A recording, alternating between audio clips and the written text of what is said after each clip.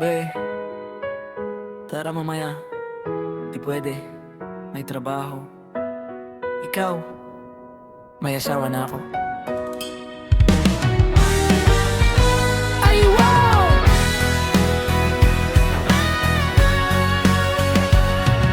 Noon, araw-araw tayong kumpleto. Kahit walang pera, ang saya perfecto. Tambay sa kanto, kwentuhang walang punto. Pero solid kahit paulit-ulit ang kwento. Si Boy laging late, si Jun laging gutom, si Pare laging broken, pero kami nandoon. Walang plano, walang direksyon, basta magkakasama, ayos na ang leksyon. Walang orasan, walang deadline, ang problema lang kung sinong taya sa inuman. Pero biglang dumating ang panahon na ang saya'y napalitan na responsibilidad ngayon. Masaya noon, grabe ang samahan.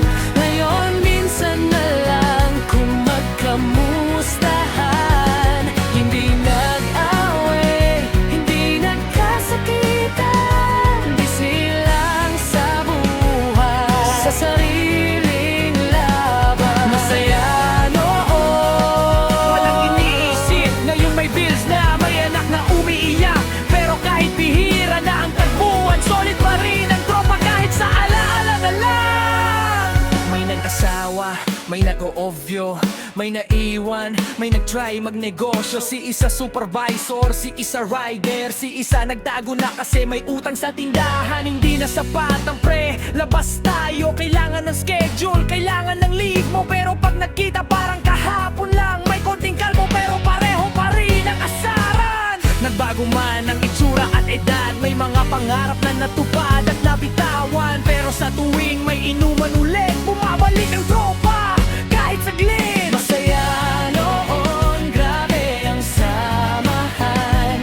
Ngayon minsan na lang kung magkamustahan. Hindi nag-away, hindi nagkasakitan, di silang sa buhay, sa sariling laban. Kung pwede lang bumalik sa dati, yung wala pang rayuma, wala pang maintenance na ininom araw-araw. Pero sige lang, kasi kahit ganito na tayo, masaya pa rin basta magkita-kita ulit tayo. Masaya noon at masaya pa rin ngayon. Iba lang ang anyo ng panahon.